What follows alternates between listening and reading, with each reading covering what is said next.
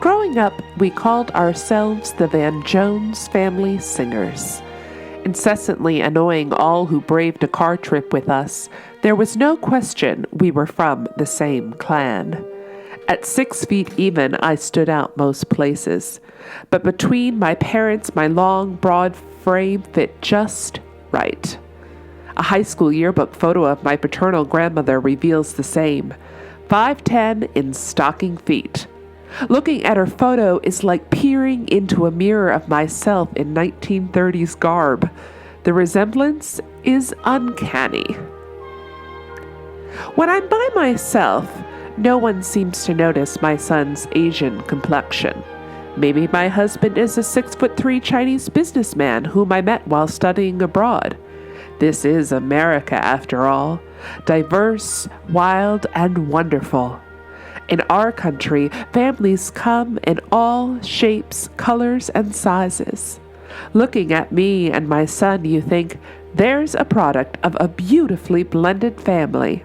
And in many ways, you're right. But on the playground, I usually keep quiet.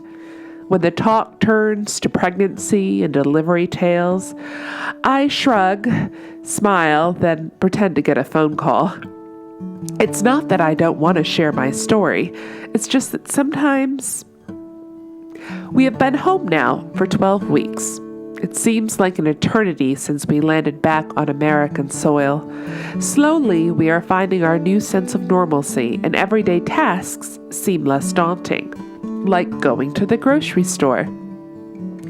I'm standing in line at the checkout, and as usual, Jack is chatting up a storm. The grocery clerk smiles at me. "He's very cute," he says. "Thank you," I reply, and like all new moms, I beam with joy. The woman behind me in line chimes in. "How old is he?" "2," I reply. "2," she says. "Wow, he's really big for 2." The grocery clerk looks me up and down. "Say, how much did he weigh when he was born?" I pause for a moment. I could say, well, he's actually adopted from Taiyuan in the Shanxi province of China, a city known for their emperors. After all, every opportunity is a chance for education. But really, I just want to buy my milk and strawberries and get out of here. "So?" the clerk asks. The woman behind me leans forward. I put on my best pageant girl smile.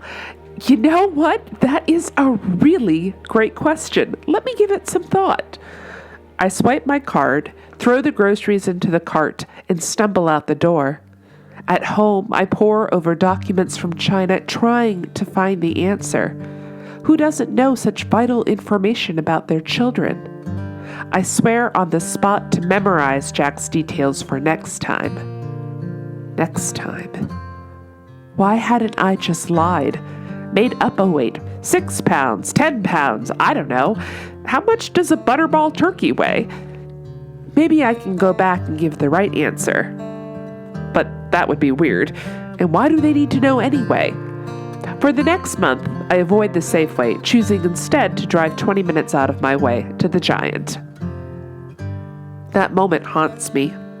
Instead of being proud of my son and our story, I was flustered.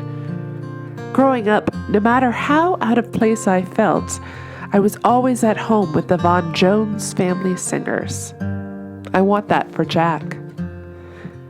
Through our adoption agency and social media, I find other families like mine. I understand those women on the playground now. There is a certain level of comfort in sharing our stories. Instead of tales of C-sections, my friends and I laugh over paperwork. We compare notes on the ins and outs of Chinese bureaucracy. We fret over attachment issues. But mostly we let our children play. We let them play and observe that there are other families whose photos are bound by a single red thread rather than conventional DNA. It's a good, gentle reminder for both our children and ourselves.